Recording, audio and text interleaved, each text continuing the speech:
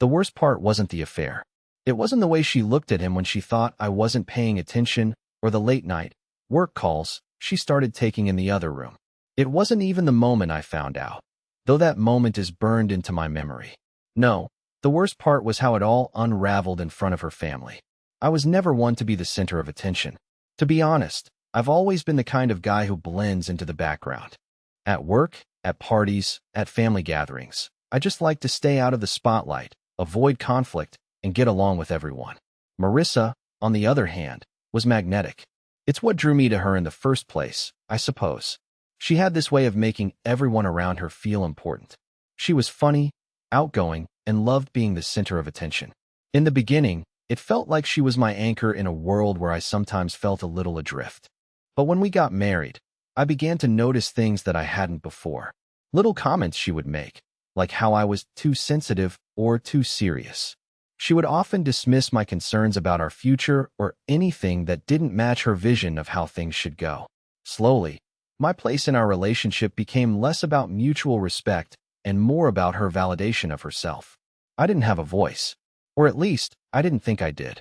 So, when she suggested we attend her cousin Jake's birthday party, I agreed. Even though I wasn't in the mood for another one of her family's infamous gatherings, loud, judgmental, and always too much, I went along with it. This wasn't unusual for me. I was used to being dragged into these situations, the ones where I'd be shoved into conversations that made me uncomfortable, listening to her family's half-hearted attempts at getting to know me. But that night was different. From the moment we walked through the door, I could feel the shift in the air. I'd been to enough of these to know that the temperature in the room was always set by her. And tonight, it was as though a storm was brewing under the surface. It started with her energy. She was unusually distant, almost like she was putting on a show for the family. But I didn't think much of it. Maybe she was just in a mood. We were seated at a long table, surrounded by her aunts, uncles, and cousins. The conversation was loud and chaotic, as always, but I noticed Marisa wasn't engaging with me the way she usually did. She was laughing, talking to everyone else but me. I tried to join in, offering a joke here and there, but it was clear no one was really listening. I was just there. Then Jake, her cousin, started talking about an old trip they'd taken together, one that Marisa had been very vocal about in the past. She'd shared every little detail, all the funny stories about the trip, how they had gotten drunk and danced in the rain, how they stayed up all night reminiscing about their youth. I could feel the eyes of the family shift towards me as Jake began his story. And it wasn't the story itself that stung. It was the way they all seemed to forget I was even there. Marisa's eyes sparkled as she told her version of the story. "Oh, Jake and I are just a couple of wild ones. Remember when we almost got kicked out of that bar?" She laughed, elbowing him playfully.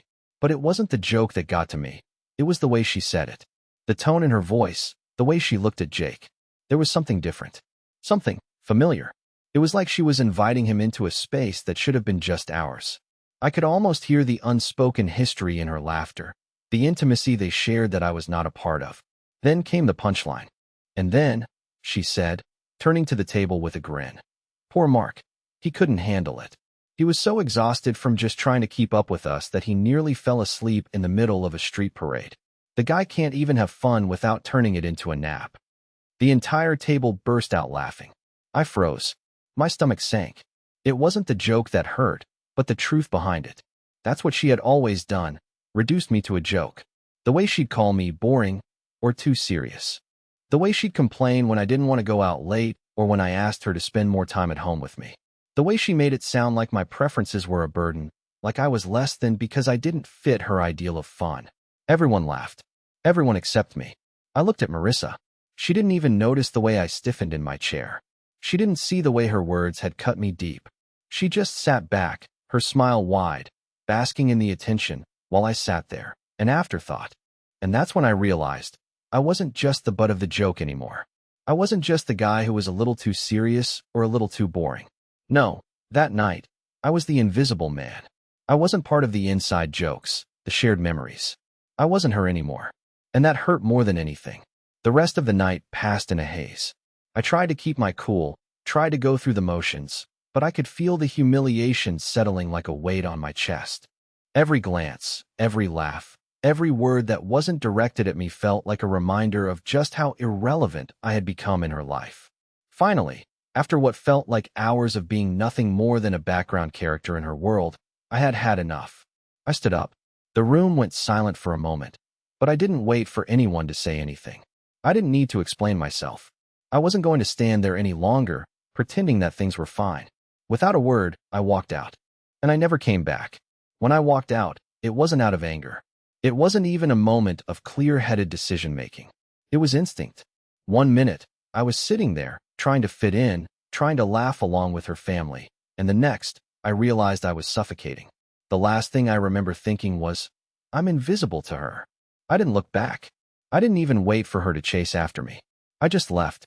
I could hear her calling my name from behind, but it felt distant, like a sound in a dream. I didn't turn around. I didn't stop. I just kept walking through the door and into the night. I had no idea where I was going. I wasn't thinking about what I was going to do next or what the consequences would be. I just needed to get away.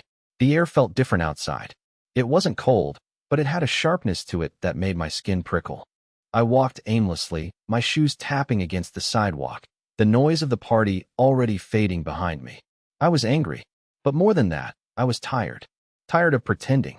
Tired of trying to keep things together while she lived her life like it was a performance, and I was just an extra. I had always told myself I wasn't the jealous type, but seeing how she had so effortlessly pushed me aside for her family and for Jake, it broke something in me. I had been her husband for over 5 years, and yet, in that moment, I realized I didn't even know who I was to her anymore. She never came after me. I half expected her to. I thought maybe she would at least try to explain, apologize, make me feel like she cared. But no, not a single call or text. I was left alone in the street, empty-handed and confused. The next day, I stayed in a hotel. I didn't feel like going back to the house, didn't feel like facing her or her questions. I told myself I was just taking some space, that everything would be fine after a day or two. But in the pit of my stomach, I knew something had changed. I wasn't sure what I was supposed to do with that knowledge, but it gnawed at me. I didn't hear from her until late that evening. It wasn't a call, but a text. A simple, flat message, "Where are you?" I stared at it for a long time, wondering if she even knew what she had done. Did she care? Did she even understand the gravity of the situation? I didn't reply. The next few days were a blur. I didn't go back home, didn't respond to any of her messages or calls. I didn't even think about her for a while. It felt like I was free, like I had escaped some kind of trap I hadn't realized I was caught in. I took long walks around the city, spent hours at coffee shops, and just let myself exist without the weight of her expectations, her family's judgment, and my own self-doubt hanging over me. But there was a lingering question in my mind. Was I making the right choice? Could I really walk away from everything we had built together? I started to think about the good times, the early days of our relationship when everything felt easy, back when she made me feel special. But as I sifted through those memories, I started to see the cracks that had always been there. The times she dismissed me, the times she brushed off my concerns, the times she made me feel like I wasn't enough. And then, there was the affair. I had always suspected something. Those late nights when she was working, the way she'd get defensive when I asked simple questions, the way her phone would vibrate in the middle of the night, and she'd quickly silence it. I had brushed it off as my insecurities, as me overthinking things. But the more I thought about it, the more it made sense. Jake, her cousin, the one who seemed to have all the right jokes, all the right stories, the one who had always made me feel uncomfortable, even though I tried to push it down. He wasn't just a cousin. He was her confidant, her partner in crime, the one who knew the parts of her I would never know. I don't know why I didn't confront her. Maybe I was afraid of the truth. Maybe I didn't want to see the look in her eyes when she admitted everything. Or maybe I didn't need the words. I already knew. The way she laughed at my expense. The way she had pulled away from me long before I had walked out. It was all adding up. I stayed away for a week. A whole week without seeing her. And in that time, I did the hardest thing I had ever done. I let go. I let go of the woman I had loved, of the life I thought we were building together. I stopped looking for answers, stopped wondering if she was really out there waiting for me to come back. Because deep down, I knew she wasn't. And I was starting to realize that maybe I didn't want to go back, either. The silence that followed me out of the door wasn't just the absence of noise. It was the quiet of knowing something was over. I could feel it even before I left the house. There had been a shift, something subtle yet undeniable. What hurt wasn't just her words or the laughter that followed, but the realization that we had been drifting apart for a long time. That night, everything I'd tried to ignore, everything I'd tried to justify, came crashing down in a single moment of clarity. I didn't go back to our house right away. Instead, I checked into a cheap motel on the edge of town. It was nothing fancy, but that wasn't the point. I needed space. The weight of the night still pressed on my chest like a heavy burden. And every time I thought about it, I could hear her voice, loud and careless, calling me out in front of everyone, making me the punchline of some joke I didn't even get to participate in. The days that followed were strange. The world kept moving, but I felt like I was standing still. I didn't know what to do with myself. No texts, no calls, no apologies. I told myself I was just taking time to think things through. But in reality, I was running away. And deep down, I knew it. It wasn't until 3 days later that I heard from Marisa. A single message popped up on my phone. "Where are you? We need to talk." I stared at it for what felt like an eternity. There was a part of me that wanted to reply, to tell her how much she'd hurt me, how much I couldn't bear being her joke anymore. But I didn't. I didn't respond, and that silence felt almost empowering. For the first time in years, I felt like I had control. For the first time, I wasn't at her mercy. I wasn't the one waiting for her approval. I wasn't the one trying to fix things when they were broken beyond repair. But that didn't stop me from thinking about it. I spent the next few days pacing around my small motel room, trying to make sense of it all. I could hear the echoes of her laughter in my mind, the way she'd glance over at me with that smirk when she made a joke at my expense. The worst part was, I had let it happen. I had let her chip away at my dignity, piece by piece, until I wasn't even sure who I was anymore. But here's the thing. When you've been humiliated like that, when you've been reduced to a joke in front of the people who are supposed to love and support you, something inside you snaps. It's not anger, not at first. It's disbelief. You start questioning everything. Every moment you spent together, every conversation you had, every word you swallowed to keep the peace. As I sat there in that dingy motel, I realized that it wasn't just her. It was me too. I had let her get away with it. I had let her manipulate me into thinking I wasn't worthy of respect. I had let her choose when I mattered and when I didn't. And I was done. So I made the decision. I wasn't going to go back to her. I wasn't going to wait around for some half-hearted apology that would only come with excuses. I wasn't going to be the person who begged for her to notice me again. I had no idea what came next. But I knew that leaving her, walking away from the life I'd built with her, was the only choice I had left. I thought about going back to our house at least once, just to grab a few things, but something stopped me. The house didn't feel like mine anymore. It was her place, her space. I had just been a visitor, a guest in her life. Every room in that house, from the kitchen to the bedroom, held memories that felt like they belonged to someone else. Every corner seemed to whisper the quiet betrayal I couldn't shake off. So, I didn't go back. Instead, I threw myself into anything that could distract me. I found a new routine in the days that followed. I started running every morning, something I'd never done before. The rhythmic pounding of my feet against the pavement was strangely calming. For a while, it allowed me to forget. The world became a blur of sweat and exhaustion, a constant state of motion that I couldn't quite catch up to. At least, it felt like I was moving forward. But then there were the nights. The silence of my hotel room was deafening. It was at night when I would let myself think, when the thoughts of Marisa would crawl back into my mind, uninvited but persistent. It wasn't even just her.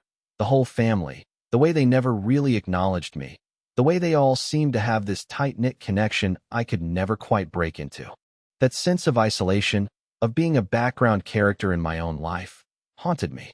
I kept telling myself it was her, that it was her fault, her rejection, her carelessness. But deep down, I knew it wasn't just her. I had allowed it. I had let it happen.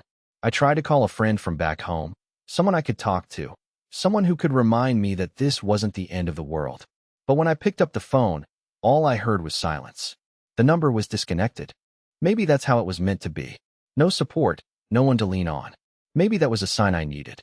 I'd been relying on everyone else for so long, expecting them to fix things or pull me out of my own mess. But no one was going to fix it for me. The next week, I started looking for a new place to stay. I couldn't stay in that hotel forever. I needed something more permanent, a place where I could breathe without reminders of the past. I found a tiny apartment on the outskirts of town. It wasn't much, just a one-bedroom with cracked walls and a squeaky floor, but it was mine. No one else's. I walked around it the first day, absorbing the silence, and for the first time in a long while, I felt like I had room to think. It was there, in that tiny, bare apartment, that I finally accepted the truth. I wasn't just leaving Marisa because of the betrayal or the humiliation. I was leaving because I had lost myself in her. I had spent so long trying to fit into her world, trying to meet her expectations, that I had forgotten who I was. I had become a shadow, and I didn't even realize it until I walked out that night. Days turned into weeks. I didn't hear from her. Not a call. Not a message. It was almost like she didn't care. And at first, that hurt. A lot. But as time passed, I started to feel relief. There was no more pretending. No more walking on eggshells. No more hiding behind a facade of being the perfect husband when I was really just drowning in her world. I had no idea what came next. What would life look like without her? I couldn't say. But the idea of starting over, of finding a version of myself that wasn't defined by her, felt freeing. There was no map to follow, no guidelines. But I was learning how to trust myself again, to rely on my own instincts, my own desires. And that scared me more than anything. It wasn't long before the calls started coming. The first one was a week after I left. A voicemail from her. "Where are you?" she said, her voice shaky. "We need to talk. I want to explain. Please, just call me back." The second call came 2 days later. "I don't know what you think happened, but I wasn't trying to hurt you. Please, just pick up." I didn't pick up. I didn't reply. I wasn't ready to hear her out. Part of me knew that whatever she had to say wasn't going to change anything. The damage had already been done. She had already shown me who she really was, and I had shown myself that I could live without her. But I still had moments where I questioned myself, where I wondered if I was making a mistake, if I was being too harsh, too quick to walk away.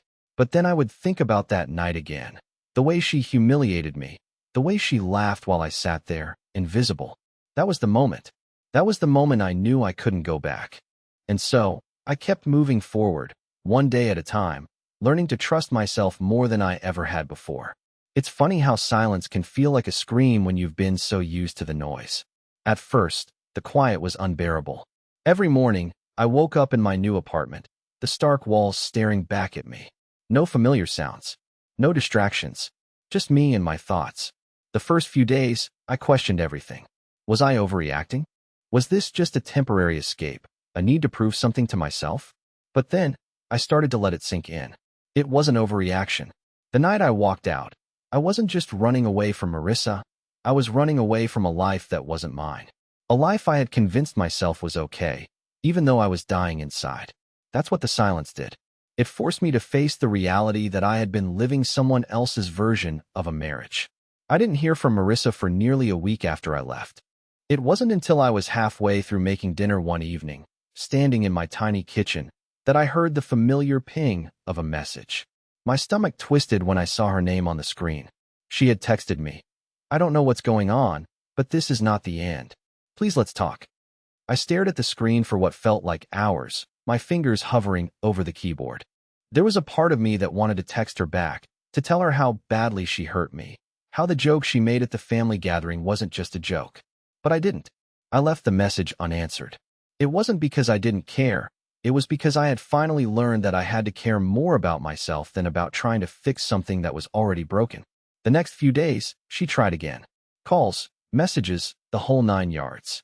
I couldn't bring myself to answer. And with each unanswered attempt, I felt a strange sense of power. I didn't need to explain myself to her anymore.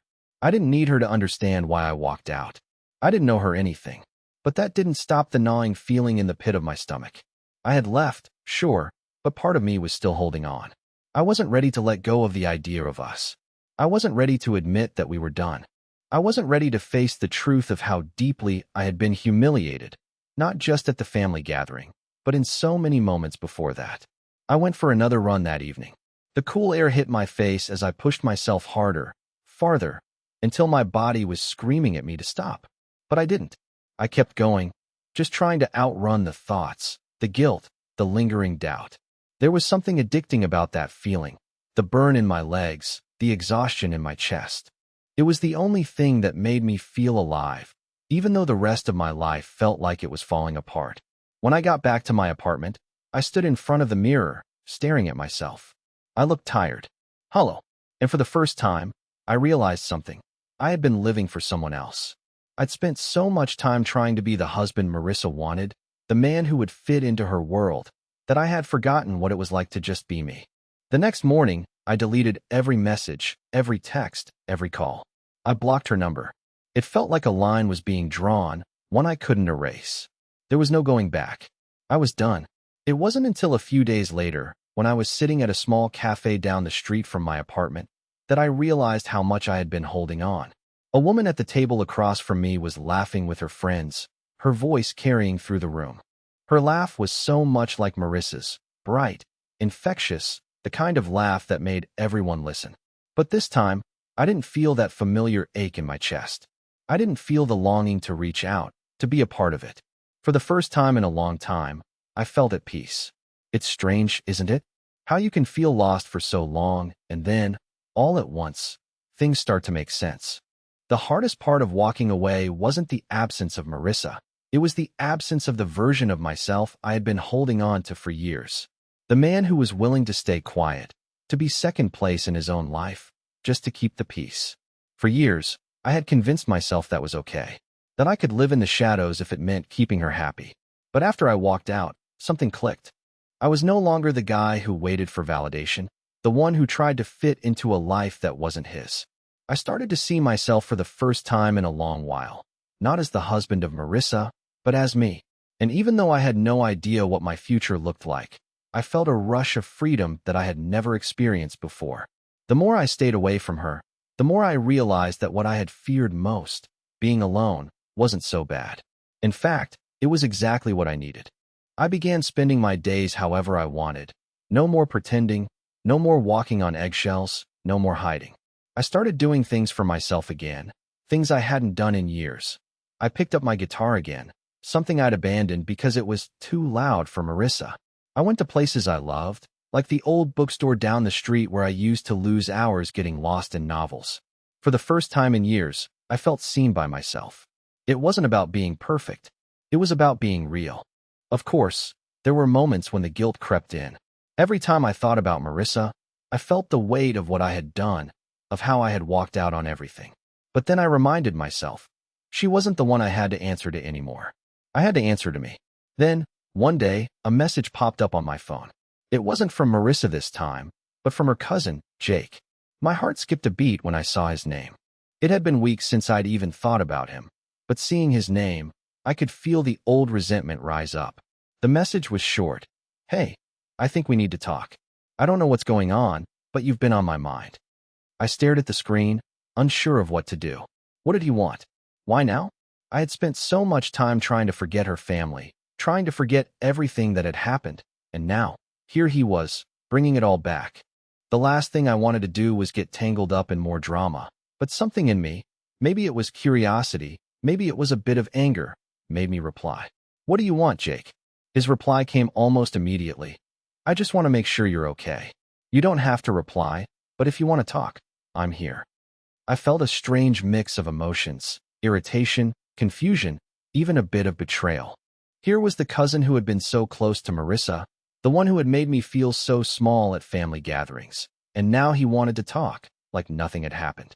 But what struck me the most was the tone. It wasn't apologetic, but it wasn't exactly indifferent either. He genuinely seemed concerned. I could feel the pull of my past life, the life I had left behind, tugging at me. It would be so easy to slip back into it, to let him in and hear what he had to say. But then I thought about the way Marisa had made me feel, how she had humiliated me in front of everyone, how she had never once taken responsibility for her actions. I didn't owe her or anyone else an explanation. Still, a part of me wondered, what was Jake's angle? Did he know more than he was letting on? Was there something I was missing? For now, I didn't reply. I couldn't. I went for another run that afternoon, as I had so many times since leaving. The sweat and the pounding of my feet on the pavement seemed to push away the noise in my head. I needed clarity. I needed to make sure I wasn't making the same mistakes all over again. By the time I got back to my apartment, I knew one thing for sure. I wasn't ready to open any doors to that old life. I had walked away for a reason. I had taken control of my life in a way I never had before, and I wasn't about to let anyone, Jake, Marisa, anyone, take that away from me. Days passed in a blur.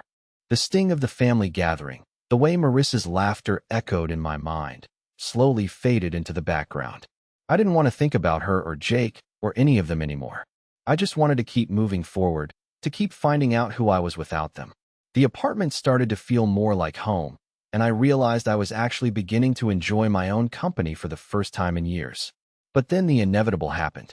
One evening, I walked into the small local cafe I'd been frequenting, trying to lose myself in a book, when I saw her.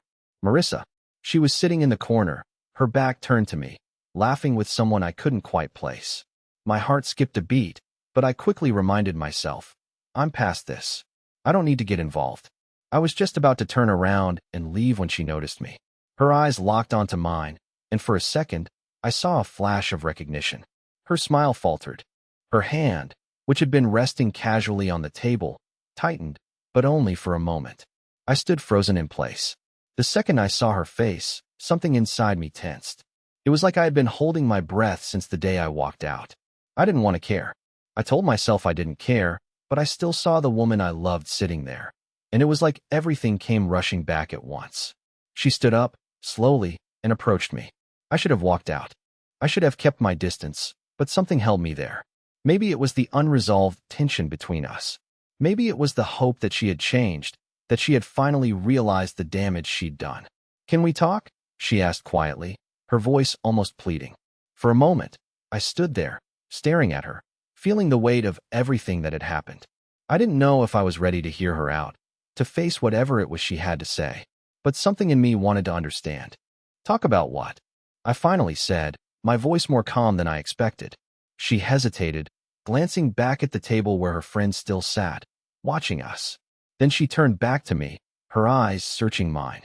I don't want to explain everything here, she said softly, but I need to explain. To you. I felt that familiar knot in my chest tighten. The old part of me wanted to believe her, wanted to sit down and listen. But I knew better now. I knew better than to fall for the same old patterns, the same promises. I think we've said enough. I replied, my voice colder than I intended. I've walked away for a reason. Her face fell. You don't mean that. You've always been the one who tried to fix everything. Her words hit harder than I expected. She was right.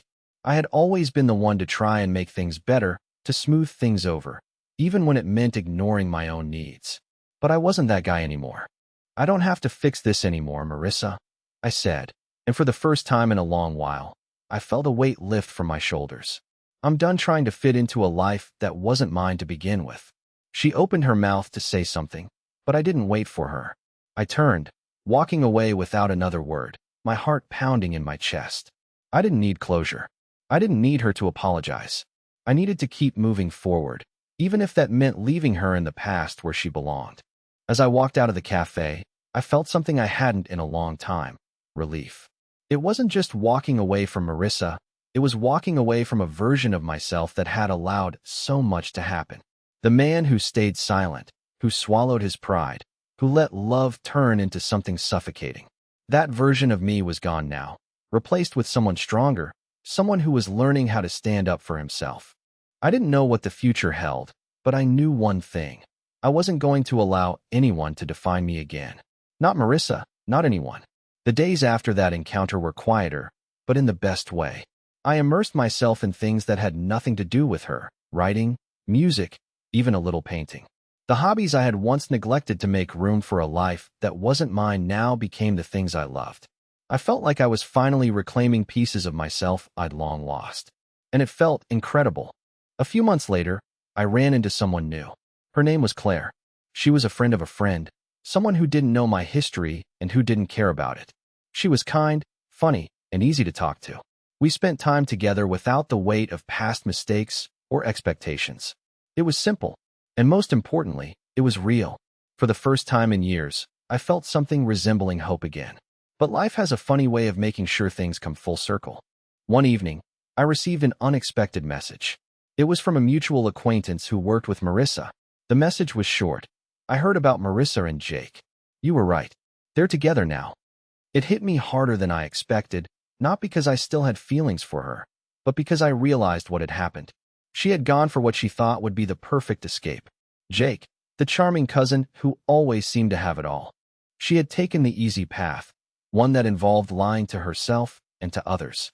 It wasn't just an affair. It was the culmination of everything I had feared but never fully acknowledged. I wasn't angry anymore. I wasn't hurt. I was finally free of it all. What I didn't expect was how quickly things would start to fall apart for her. Marisa and Jake's relationship, though it seemed perfect on the surface, was already unraveling. She had traded a stable life for a man who mirrored her flaws, someone just as selfish and self-absorbed. They clashed constantly, their superficial connection turning into endless arguments, public spats, and a lot of jealousy. Meanwhile, I was thriving. My career took off in ways I hadn't expected.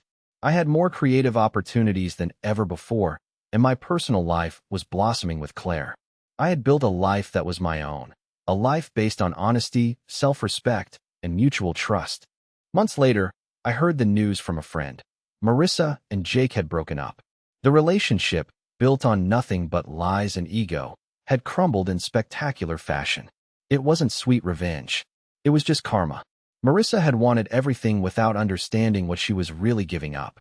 She had humiliated me, thought she could replace me with someone who would make her feel validated, but all she ended up with was someone who didn't respect her any more than she had respected me. In the end, it wasn't about me getting back at her. It was about me moving on, letting go of the past, and finally finding the peace I had been searching for. She had her lesson, and I had mine. I didn't need her approval, her apology, or her presence in my life. All I needed was to be true to myself, and that's exactly what I did. Now, I wake up every day with a sense of freedom. I'm no longer afraid of being alone. I'm no longer afraid of moving forward without her. In the end, I found my own happiness, something I thought I had lost forever. And that, in itself, was the greatest victory.